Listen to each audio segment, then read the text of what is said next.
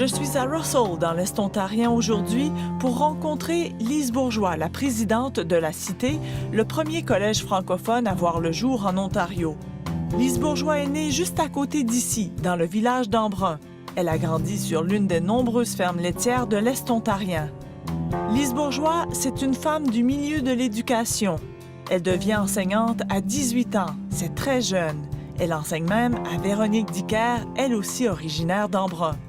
Après presque 20 ans en salle de classe, elle passe aux salles de réunion, alors qu'elle occupe des postes de gestionnaire, dont celui de directrice de l'éducation au Conseil des écoles catholiques du Centre-Est. Quand elle quitte le Conseil en 2010, c'est pour aller à la Cité, où elle continue d'innover dans les façons d'enseigner à la nouvelle génération.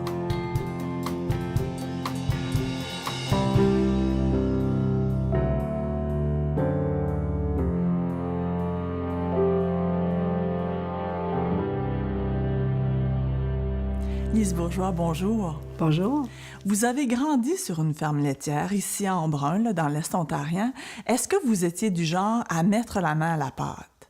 Bien, tout à fait. Et comme nos parents voulaient qu'on fasse notre part, et tout le monde avait son travail, donc on a mis la main à la pâte. Et je pense que c'est quelque chose, finalement, que j'ai apprise très jeune.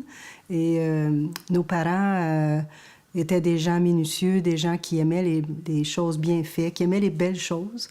Donc, on a beaucoup appris d'eux. Et aujourd'hui, je pense qu'il faut que je dois reconnaître que c'est grâce à eux si j'ai aussi le souci du détail, les choses bien faites. Évidemment, vous avez appris l'éthique du travail. Là. Exact. Quand on était 6 enfants, donc chacun avait sa part à contribuer, que ce soit dans le jardin, dans les champs, soigner les animaux, à l'étable, particulièrement dans les moments, les temps forts de l'année, quand c'était le temps des récoltes, le temps du jardin. Alors, les pauses, c'était plutôt l'hiver, lorsqu'on pouvait... et c'est là, l'hiver, qu'on avait nos dimanches après-midi où, avec nos parents, on écoutait de la musique, on dansait. C'était assez tard où on a eu un appareil musical dans la maison, donc ça a été... les moments de répit étaient... Puis même là, mon père nous montrait à danser, il fallait que ce soit bien fait aussi. Mais donc, vos vacances estivales n'étaient pas vraiment des vacances. C'était des vacances de l'école, mais vous travailliez. Exact. Et par contre, on avait toujours très hâte à l'été parce que la routine était différente. Et bien, pour nous, c'était des beaux moments où on travaillait au champ ensemble, on faisait les foins. C'était un peu, pour nous, c'était un exercice valorisant aussi. Il fallait se faire des bras. C'était le moment aussi de prendre du soleil. Ouais. Lorsqu'on avait fait une semaine intense, travailler fort, on allait faire le pique-nique le dimanche. Donc, l'été était un très beau moment pour nous à la ferme. Est-ce que vous avez eu, quand vous étiez plus jeune, évidemment, le goût de reprendre la ferme familiale à un moment donné? Pas du tout. Vous aimiez y travailler, mais pas dans le but d'en faire une carrière. Absolument. C'était... puis je disais souvent ça à mes parents, ben c'est certain que moi, je ne ferai pas une fermière. J'aimerais poursuivre mes études et continuer à l'université, école normale ou université. À ce moment-là, ce qu'on appelait l'école normale, c'était 1 an ou 2 ans de formation pour devenir enseignante. Mm-hmm. Et finalement, c'est ce que j'ai fait. Et j'aimais beaucoup apprendre et j'aimais être dans un milieu scolaire. Moi, j'ai toujours aimé ça. Donc, je pense que c'est là que les racines de ce que je suis aujourd'hui au niveau de ma profession ont fait que j'avais déjà ce goût-là. Et puis, quand on était jeune, si quelqu'un devait faire la maîtresse d'école, ben c'était moi. Donc, je me suis déjà fait la main à être enseignante. Vous jouiez à la maîtresse d'école, c'est ça? Oui, on avait... en haut du hangar, il y avait une espèce de hangar pour les instruments de la ferme, les machines de la ferme. Et nous, on avait nettoyé ça pour que ça devienne notre école. Alors, on avait notre tableau, un vieux pupitre. Alors, on faisait l'école d'Émilie Bordelot. C'est à ça qu'on jouait. Et vous êtes devenue enseignante à 18 ans. C'est jeune, ça. Comment on fait, d'abord, pour devenir enseignante à 18 ans? Ben, on commence l'école très jeune. L'enseignante, on allait à l'école numéro 14, qui était une école où il y avait de la première à la 8e année dans la même classe. Et, une école de rang. Une école de rang. Alors, c'était l'école numéro 14. Et à ce moment-là, l'enseignante, qui était mademoiselle Anita Bordeaux, jugeait que ma sœur et moi, on était capables de suivre une année. On appelait ça sauter des classes. Mm-hmm. Donc, j'ai sauté une classe. Et à 16 ans ou 15 ans, j'avais terminé mon secondaire. Et c'est comme ça que je me suis retrouvée à 16 ans, 2 ans à l'école normale et à 18 ans enseignante. Et est-ce que vous avez surtout enseigné à l'élémentaire ou au secondaire? J'ai enseigné, en fait, à l'élémentaire et à l'intermédiaire, mais le plus grand, le plus long de ma carrière comme enseignante, je l'ai fait avec les ados de 7e, 8e année. Et ça a été des moments, vraiment, à cet âge-là, tous les projets sont intéressants pour eux. Et moi, j'étais enseignante par projet. J'aimais beaucoup faire des projets avec les étudiants puis qu'ils apprennent en faisant. Et là, vous vous êtes mariée à 18 ans, vous avez eu vos 2 filles consécutivement les années. Est-ce que vous êtes précoce ou juste pressée? On se mariait et c'était pour avoir des enfants. Alors, je pense que j'étais dans les derniers des Mohicans. Les femmes qui se sont mariées ont eu des enfants et ont construit leur carrière ensuite. Alors, moi, j'appelle ça les superwomen, où on travaillait, on élevait notre famille, puis on faisait... Moi, j'ai fait aussi mon bac et ma maîtrise à temps partiel en même temps. Et pour moi, c'était important d'aller chercher le maximum de ce que je pouvais faire comme enseignante.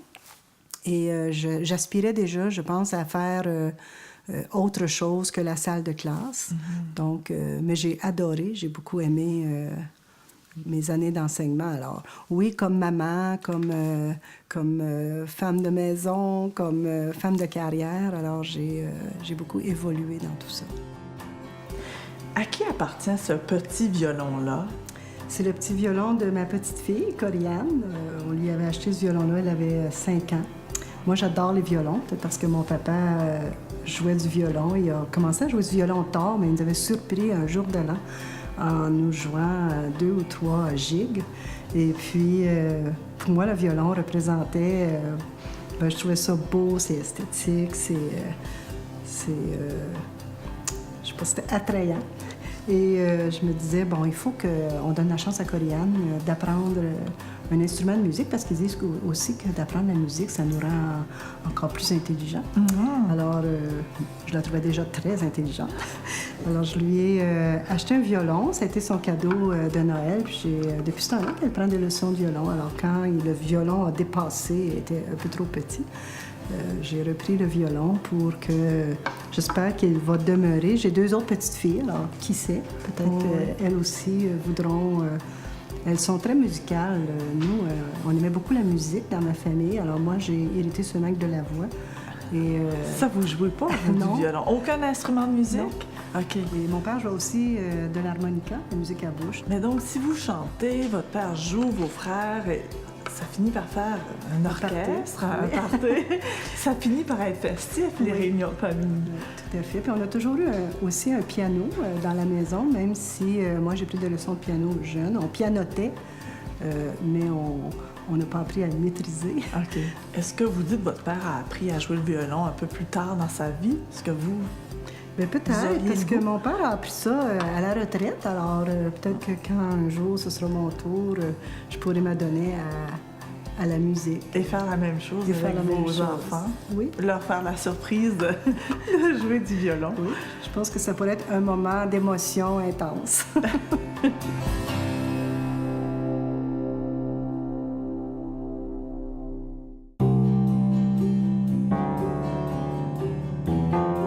Vous avez enseigné pendant 20 ans. Comment ça a été, l'enseignement pendant une aussi longue période de temps? Bien, d'abord, ça ne m'a pas paru long du tout. Chaque année, nouveau groupe d'étudiants. J'ai changé de cycle d'enseignement. Et un jour, je me suis dit, déjà, ça fait 20 ans que je fais la salle de classe. Et les directions d'école, à ce moment-là, il y avait beaucoup d'hommes à la direction d'école, m'encourageaient à, bon, est-ce que tu n'as pas pensé que tu pourrais, tu sais, il manque des femmes à la direction, va faire ton cours de direction, va faire ton cours d'agent de supervision, puis tu pourrais influencer les changements dont tu parles en éducation, parce que moi, j'aimais beaucoup évoluer, j'aimais faire le changement dans l'école, qu'on essaie des nouvelles approches, des nouveaux outils pour faciliter l'apprentissage des étudiants. Déjà, je pense que j'avais commencé à mettre en pratique que chaque étudiant a le droit de réussir et puis qu'il faut l'accompagner et lui aider à réussir. Alors, moi, j'aimais ça, essayer des différentes techniques et méthodes d'apprentissage. Donc, tout ça a fait que ça l'a passé extrêmement vite et j'ai aimé tous mes groupes d'étudiants. Moi, j'étais en amour avec mes classes et je voulais que chaque étudiant, même l'étudiant qui soit turbulent ou qui apprenne moins vite, en fait, c'est pour ceux-là qu'on était là aussi. Alors, j'ai beaucoup aimé enseigner. Et moi, je dis toujours, quand on est en enseignement, parfois on l'oublie, mais on sauve la vie des gens. Puis on s'assure qu'on travaille, c'est-à-dire à faire que la vie des gens est réussie. Alors, c'est important.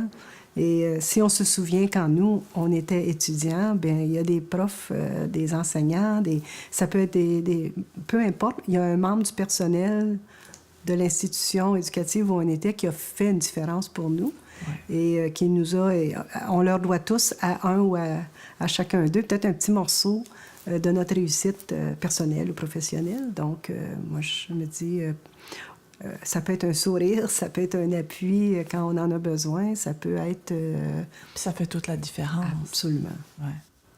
Et là, vous avez quitté l'enseignement à un moment donné pour faire plus de gestion. Est-ce que c'est, dans votre cas, encore pour évoluer, pour continuer d'apprendre? Bien, pour continuer d'apprendre, puis en même temps que j'enseignais, un jour, j'ai décidé d'essayer autre chose. Je me suis dit, peut-être que ça comblerait un besoin aussi de devenir une femme d'affaires. Alors, j'ai ouvert une boutique d'alimentation naturelle, le Tournesol, et en fait, je l'ai appartenu plusieurs années parce que je me disais, il me semble que j'aime ça, être un peu la chef d'orchestre pour faire les choses que j'anticipe, que je vois, que je trouve importantes et les faire à ma façon. J'étais à la manière de Lise Bourgeois. Donc, et c'est là que je me suis dit, bien, peut-être que c'est le temps là, que je fasse un geste d'aller davantage en administration. Je vais écouter les conseils des hommes qui étaient les directions d'école qui m'avaient influencée à aller me perfectionner pour un jour devenir une administratrice ou une gestionnaire. Et vous êtes allée au conseil scolaire à ce moment-là. Quand le gouvernement ontarien a décidé de créer des conseils scolaires francophones, vous étiez déjà dans un conseil scolaire francophone, entièrement francophone, pas bilingue. Est-ce que vous vous souvenez de l'importance de l'annonce, tout ça? Oui, à ce moment-là, j'étais en prêt de service, où je m'apprêtais à aller en prêt de service avec l'Office de la qualité et de la responsabilité en éducation. Et puis, ça a été des moments, je crois, très importants. Ça a été un virage pour les conseils scolaires francophones. Et je pense que c'est là aussi que j'ai eu ma deuxième piqûre de dire, bon, moi, je pense que je peux contribuer à ça et apporter, encore là, la qualité et la responsabilité au niveau des conseils scolaires pour qu'on soit performant, qu'on soit bon, peut-être le goût d'être les meilleurs. Je dis toujours, quand on est francophone, on n'a presque pas le choix d'être meilleur parce que si on veut être choisi, il faut se distinguer de quelque façon. Vous êtes donc passé à un autre conseil scolaire, celui, le Conseil des écoles catholiques du Centre-Est. Puis après ça, vous êtes arrivé à la Cité collégiale. Vous avez succédé à André Lortie, qui était la présidente, l'unique présidente, la présidente fondatrice, si on peut dire. Est-ce que ça, c'était lourd à porter ou lourd comme succession à faire pour vous? Ben, tout à fait. André avait été là pendant une vingtaine d'années, 20 ans, et c'était un monument. C'est elle qui avait créé la cité, qui avait monté la cité. Et puis moi, ben, j'arrivais à un moment où on était dans une nouvelle ère, en fin de compte, autant démographique que politique que économique. Je pense qu'on est mieux de ne pas tout savoir dans quoi on s'embarque.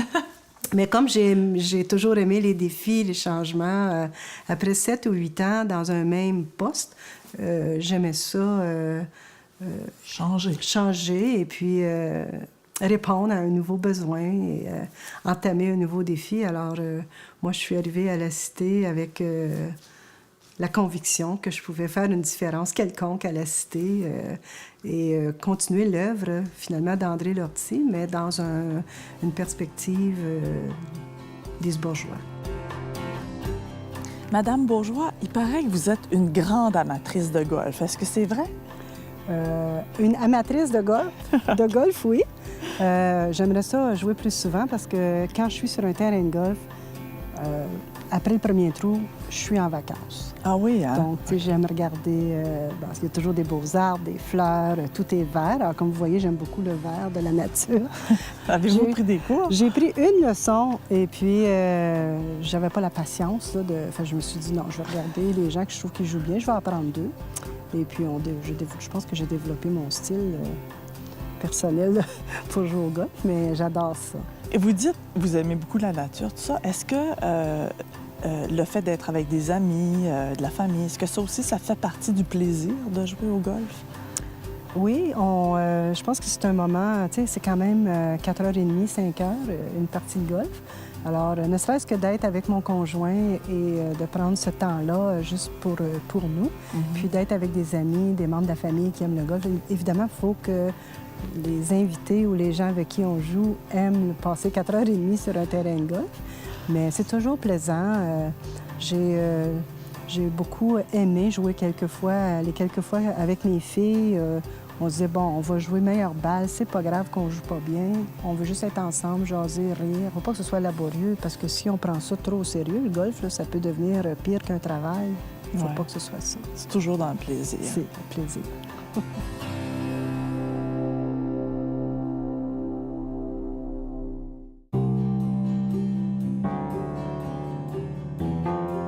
Madame Bourgeois, la Cité va célébrer ses 25 ans.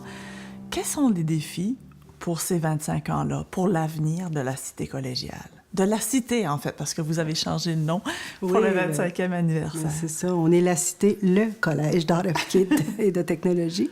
Je crois que la Cité peut étendre ses ailes. Je dis, il faut s'éclater et peut-être devenir aussi la Cité qui peut répondre à des besoins au niveau national et même international. Parce que de plus en plus, c'est ce qui se passe autour de nous avec la globalisation, avec la facilité d'accès qu'on peut avoir grâce aux nouvelles technologies. Je crois que la Cité, son plus grand défi, ce sera d'être à l'ère numérique, répondre aux besoins d'apprentissage. Les étudiants apprennent avec des nouveaux moyens. Ils apprennent différemment. Donc, c'est un défi important. Alors, on parle de plus en plus d'infrastructures, non pas de briques, mais de briques et clics. Alors, je pense que nous, on veut davantage développer notre capacité clic. Et moi, je rêve d'avoir un collège qui est encore, que la Cité soit, je dis toujours, il faut être grand, pas juste grand en nombre d'étudiants, mais aussi grand dans notre capacité d'avoir différents modes de livraison et qu'on ait peut-être des modes de livraison uniques à la Cité, d'avoir une espèce de centre qui serait attrayant à l'ère numérique où on peut venir faire de l'apprentissage bêta, parce que les étudiants apprennent beaucoup par projet. Donc, je pense que c'est là qu'il faut se démarquer par ce qui sera le plus attrayant pour apprendre. Vous avez vécu 2 crises, personnellement, mais à titre de présidente de la Cité. L'une pour votre voiture de luxe, qui a été très critiquée, et 1 an plus tard, quand vous vous êtes fait arrêter pour conduite en état d'ébriété, vous avez été reconnu non coupable d'ailleurs. Comment vous les avez vécues, ces deux crises-là, qui ont été très médiatisées? Bien, c'est certain que c'est difficile, mais dans les deux cas, je pense que je me sentais un peu comme dans une histoire montée. Dans un film qui était où les scènes étaient prévues et puis moi je devenais comédienne là-dedans? Comédienne qui ne contrôlait pas la scène. Donc, bon, ben, dans le cas de la voiture, la seule solution pour moi, c'était de retourner la voiture parce que je venais d'arriver au collège puis je me disais, loin de moi, que ce serait un intérêt public. Et, tu sais, c'était peut-être naïf de ma part, mais bon, heureusement, j'avais ma famille, mon équipe qui, bon, je pense que tous les gens étaient inquiets. Ils disaient, ben non, tu sais, qu'est-ce qui va se passer? J'ai dit, bon, le seul contrôle, je vais encore avoir le contrôle de la situation, on va retourner la voiture. Ça m'a coûté très cher, mais j'ai retourné la voiture. Et puis, je ne l'ai pas regretté parce qu'en fait, je me disais, bon, tu sais, est-ce que c'est comme ça que je veux vivre ma prochaine année, un sujet de conversation non important. Donc, ça a été... toute la place, finalement. Qui prennent toute la place. Et, tu sais, je sentais qu'on prenait en otage un peu la cité, son personnel, la présidente, pour un sujet qui était... Bon, je ne veux pas dire banal, ça a l'air que ça ne l'était pas, mais... mais pour vous, ça l'était. Oui. Puis j'ai eu des bons conseils. À ce moment-là, j'avais... Michel Gratton qui travaillait avec moi et qui me disait, ben tu sais, garde, là, c'est des choses qui arrivent. J'ai dit, ben mon Dieu, je sais pas si ça me serait arrivé dans mon autre vie, là, mais... Et puis pour le deuxième incident aussi, je pense que finalement, la preuve a été faite que non, il n'y avait pas de conduite en état d'ébriété, non, il n'y avait pas de... Moi, je pense qu'il y a eu toutes sortes de circonstances. Je me disais, bon, il en manque juste une troisième, là. Je ne sais pas qu'est-ce qui pourrait m'arriver comme troisième chose. Parce qu'on disait jamais 203. Et, tu sais, que tu te sens un peu victime des circonstances. Encore là, tu n'as aucun contrôle sur la situation pendant que ça se passe, mais le seul contrôle que je pouvais avoir, c'est de dire, ben non, tu sais, regarde, ça peut pas être ça, là. Qu'est-ce que ça vous a appris sur, je sais pas, la gestion de crise, par exemple? D'être bien entouré. OK. De pouvoir avoir recours à des expertises en gestion de crise, parce que je pense qu'on en a intuitivement, parce qu'on a vécu... disons, ça a été peut-être deux crises plus personnelles, mais il y a toujours eu des moments de crise... qui doivent être résolus assez vite. Oui. C'est juste que celles-là ont été plus médiatisées peut-être que les autres crises à travers lesquelles vous avez probablement passé là, dans votre carrière. Et puis, c'était des crises Lise Bourgeois. Oui. Et, tu sais, si j'avais été Lise Bourgeois, propriétaire du tournesol, je pense que ça n'aurait pas eu d'impact. Là, c'était Lise Bourgeois, présidente de la Cité, qui rendait intéressant, la nouvelle. Plus médiatique, la nouvelle. Mais ça, je me disais, ça ne change rien. Je suis encore Lise Bourgeois, j'ai encore les mêmes capacités, les mêmes talents, les mêmes convictions et le même vouloir d'amener la Cité là où... je crois que je peux amener la Cité, donc ça ne changeait pas le respect et l'affection, l'amour de mes enfants, de ma famille. Ouais, donc, tu sais, il y a des grands morceaux qui étaient non touchés. Ouais. Mais c'était plus... Avez-vous l'impression, parce que là, en devenant présidente de la Cité, vous étiez plus une personnalité publique que vous l'aviez été auparavant, même si vous occupiez avant des postes de haut cadre dans les conseils scolaires. C'est cette transition-là à la notoriété que vous avez peut-être appris à la dure. Avez-vous cette impression-là que ça a été, c'est ça, un apprentissage à la dure de la notoriété? Un apprentissage puis une prise de conscience parce que moi, je suis Lise Bourgeois, je pense jamais que je suis plus notoire que quelqu'un d'autre. Ou, je dis toujours à mon équipe, je suis un membre de l'équipe avec la responsabilité de présidente, mais chaque membre de l'équipe, pour moi, est tout aussi important que moi. Donc, pour moi, je me voyais pas comme quelqu'un de notoire. Je me voyais comme Lise Bourgeois qui a un job à faire, puis qui a une responsabilité, puis qui va la prendre jusqu'au bout. Donc, et ça a été ça le grand constat. Je me suis dit, OK, donc je suis un peu comme dans un aquarium où on te regarde et il n'y a pas beaucoup de marge de manœuvre pour la vie personnelle ou la vie sociale ou la vie, en fait, même je pourrais dire la vie familiale, parce que je me suis beaucoup retirée de... Je suis très présente sur la scène communautaire, la scène publique, mais beaucoup moins au niveau de... que ce soit d'amis, de connaissances. Tu sais, je me vois... Finalement, je ne suis jamais pas au travail. Je suis toujours au travail, peu importe où, avec qui et pourquoi. Ça fait partie des conséquences, en fait, de ce qui vous est arrivé un peu. Malheureuse. Je pense que ça fait partie des conséquences d'accepter un poste de présidence de la cité. Oui, oui. Lise Bourgeois, merci beaucoup. Merci.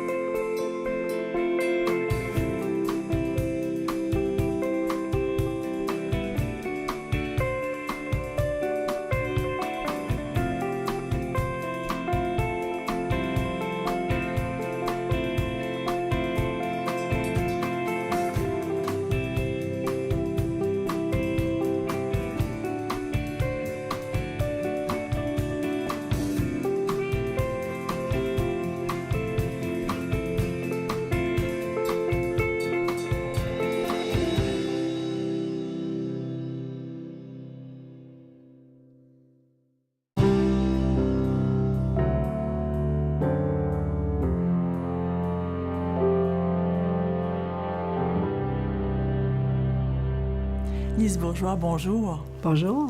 Vous avez grandi sur une ferme laitière ici à Embrun, là, dans l'Est ontarien.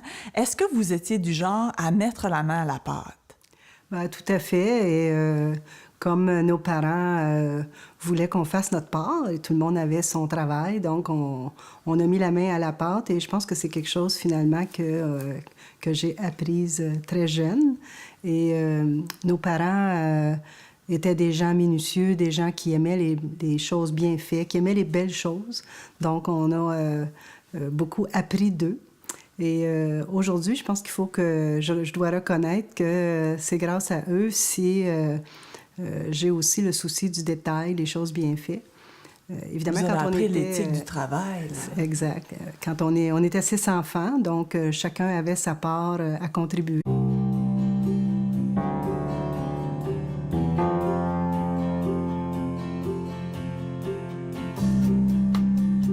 Je suis à Russell, dans l'Est ontarien aujourd'hui, pour rencontrer Lise Bourgeois, la présidente de la Cité, le premier collège francophone à voir le jour en Ontario. Lise Bourgeois est née juste à côté d'ici, dans le village d'Embrun. Elle a grandi sur l'une des nombreuses fermes laitières de l'Est ontarien. Lise Bourgeois, c'est une femme du milieu de l'éducation. Elle devient enseignante à 18 ans. C'est très jeune. Elle enseigne même à Véronique Dicker, elle aussi originaire d'Embrun. Après presque 20 ans en salle de classe, elle passe aux salles de réunion, alors qu'elle occupe des postes de gestionnaire, dont celui de directrice de l'éducation au Conseil des écoles catholiques du Centre-Est. Quand elle quitte le Conseil en 2010, c'est pour aller à la Cité, où elle continue d'innover dans les façons d'enseigner à la nouvelle génération. Que ce soit dans le jardin, dans les champs, soigner les animaux, à l'étable, particulièrement dans les moments, les temps forts de l'année, quand c'était le temps des récoltes, le temps du jardin. Alors, les pauses, c'était plutôt l'hiver, lorsqu'on pouvait... et c'est là, l'hiver, qu'on avait nos dimanches après-midi où, avec nos parents, on écoutait de la musique, on dansait.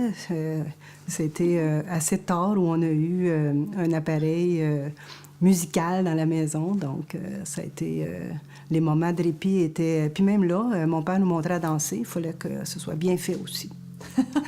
Mais donc, vos vacances estivales n'étaient pas vraiment des vacances. C'était des vacances de l'école, mais vous travailliez. Exact. Et par contre, on avait hâte. On avait toujours très hâte à l'été parce que la routine était différente.